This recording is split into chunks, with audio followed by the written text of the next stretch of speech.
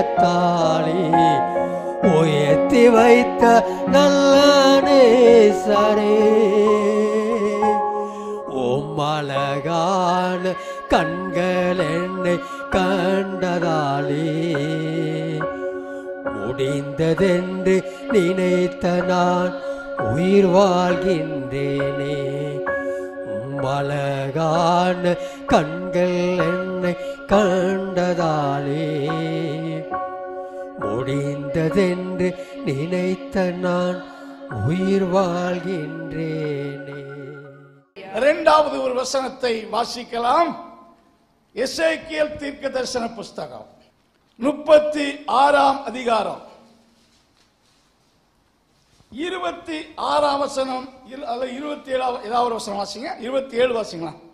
உங்கள் உள்ளத்திலே என் ஆவியை வைத்து, உங்கள் உள்ளத்திலே என் ஆவியை வைத்து, உங்களை என் கட்டளைகளில் நடக்கவும், உங்களை என் கட்டளையின்படி நடக்கவும், என் நியாயங்களை கைக்கொள்ளவும், அவைகளின்படி செய்யவும் பண்ணுவேன். ஆண்டவர் சொல்றாரு நம்முடைய ஜனங்களை பார்த்து, உங்கள் இருதயத்தில் புதிதான ஆவியை கட்டளையிட்டு, அங்கே புதிய ஆவி என்று சொல்லுகிறார். I will put a new spirit within you. I will put my spirit within you. புதிய ஆவி அல்லது என்னுடைய ஆவியை உங்கள் உள்ளத்தில் வைத்து என் கட்டளைகளின் நடக்கவும் நியாயங்களை கைக்கொள்ளவும் அவைகளின்படி நடக்கவும் செய்வேன். ஆண்டவர் தமது பரிசுத்த ஆவியை, தேவனுடைய ஆவியை நம் உள்ளத்தில் அவர் வைக்கிறார். தேவன் வைக்கிற தேவன் தான் வைக்க முடியும். பரிசுத்த ஆவி நமக்கு கொடுப்பவர் யார்? தேவன் தான். வசனத்தில் வாசிக்கிறோம், உள்ளத்தில் வைக்கிறார். ஸ்தோத்திரம்.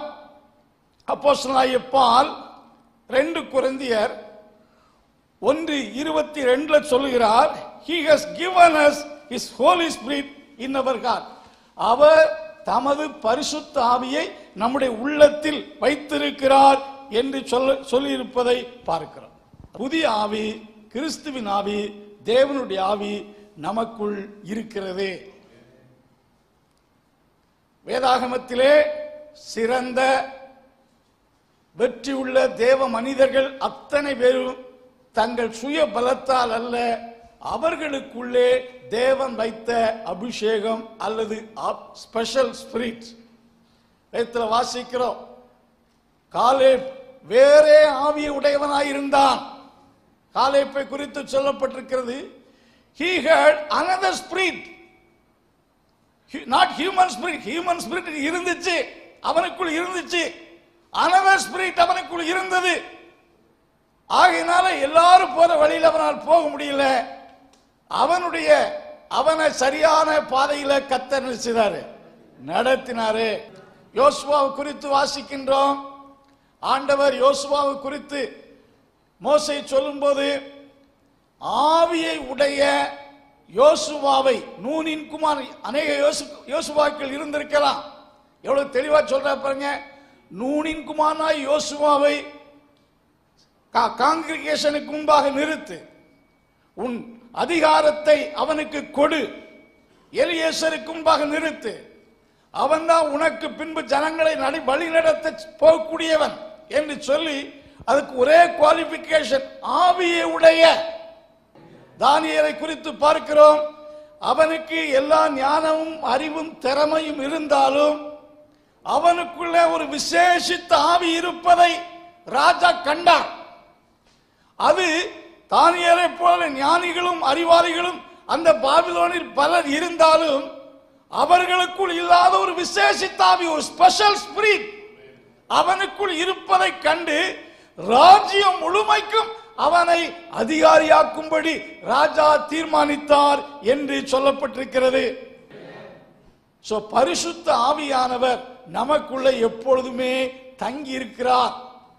நாம் பரிசுத்த ஆவியானவர் தங்கி இருக்கின்ற தேவாலயம் என்றும், நமக்குள்ளே ஆவியானவர் வாசம் செய்கிறார் என்றும் கர்த்தருடைய வார்த்தை சொல்லுகிறது. பாருங்க, எதுக்காக என்றால் அவருடைய கற்பனையின்படி நடக்கவும், ஸ்தோத்திரம், அவருடைய கட்டளைகளை காத்து நடக்க பண்ணுகிறவர் என்று வசனத்தில் வாசிக்கிறோம். எங்க பரிசுத்தாவி இருக்கிறாரோ அங்க எந்த விதமான குழப்பங்கள் என்ன செய்யாது. If Holy Spirit is residing within you, there will not be disorder nor confusion in your life. பரிசுத்தாவி எங்க தங்கி இருக்கிறாரோ அங்க எல்லாம் everything will be orderly. அங்க எந்த கன்ஃபியூஷன் என்ன செய்யாது இருக்கா. இன்றைக்கு மக்களுடைய மனதில் என்ன குழப்பங்கள் இருக்கிறது. பரிசுத்தாவியானவர் தெளிந்த புத்தி உள்ள கொடுக்கிறவர். பாவத்தை உணர்த்துவார், சத்தியத்தில் நடத்துவார். அவர் நமக்குள்ள he is residing within us. நமக்குள்ள தங்கி இருக்கிறார், நமக்குள்ள கொடுக்கப்பட்டிருக்கிறார். ஒரு டிரைவர் நல்ல திறமையானவராக இருந்தால் அந்த பிரயாணம் சேஃபா இருக்கலாம், சேஃபா இருக்கும், நல்ல சேஃபாய் நல்ல பாதுகாப்பாக வழி நடத்தி செல்வார். வாகனம் சிறப்பா இருந்தாலும் டிரைவர் எல்போடா இருந்து ஒரு ட்ரங்க் ஒரு குடிகார மனுஷனா இருப்பார் என்றால் வாகனத்தை நம்பி நீங்கள் என்ன செய்ய முடியாது, செய்ய முடியாது. வாகனம் நல்லா இருக்கு, நல்ல புதிய கார், டிரைவர் குடிகாரன், டிரைவர் ஸ்தோத்திர எல்போடு சரியா இப்பதான் கற்றிருக்கிறார் என்று சொன்னால் ஒரு பாதுகாப்பான பிரயாணம் நமக்கு இருக்க முடியாது. சோ டிரைவர் பெஸ்டா நல்ல டிரைவரா இருந்தா சேஃபா வழி நடத்தி செல்வார். அருமையானவர்களே, நம்மை வழி நடத்தக்கூடிய பரிசுத்த ஆவியை நம் உள்ளத்தில் தந்திருக்கிறார். நாம் அதை காத்துக்கொள்ள வேண்டும். சோ பரிசுத்த ஆவி நமக்குள்ளே கொடுக்கப்பட்டிருக்கிறது. பரிசுத்த ஆவியை தேவன் நமக்கு தந்திருக்கிறார். சோ தேவனுக்கு பயப்படுகிற பயத்தை உள்ளத்தில் வைக்கிறவர் தேவன். பரிசுத்த ஆவியை நம் உள்ளத்தில் தங்க வைத்து புதிய ஆவியை என் ஆவியை உங்களுக்குள் வைத்து நமக்குள்ள வைத்திருக்கிறார். பரிசுத்த ஆவி நமக்குள் வாசம் செய்கிறார். ஒருவேளை உங்களுக்குள்ள உங்க இடம் பரிசுத்த ஆவியானுக்குள்ள இடம் எம்டியா இருக்கும் என்றால் பரிசுத்த ஆவியை தரும்படி கேளுங்கள். நல்ல ஆண்டவரே, இந்த கால வேளையிலே உமக்கு பயப்படும் பயத்தை உடைய பிள்ளைகளின் இருதயத்துக்குள் வைக்கும்படி இயேசுவின் நாமத்தில் ஜெபம் பண்ணுகிறோம். உம்மை விட்டு பிரிந்து போகாதபடி, உமக்கு விரோதமாய் பாவம் செய்யாதபடிக்கு இயேசுவின் நாமத்தில் உம்முடைய நன்மைகளை பற்றி அனுபவிக்கும்படி உமக்கு பயப்படும் பயத்தை எல்லோருடைய இருதயத்துக்குள் சிறியவர்கள் பெரியவர்கள் உள்ளத்தில் கர்த்தர் வைக்கும்படியாய் ஜெபிக்கிறோம். கிருபை கூட இருப்பதாக இயேசுவின் நாமத்தில் ஜெபங்கேடு நல்ல பிதாவே.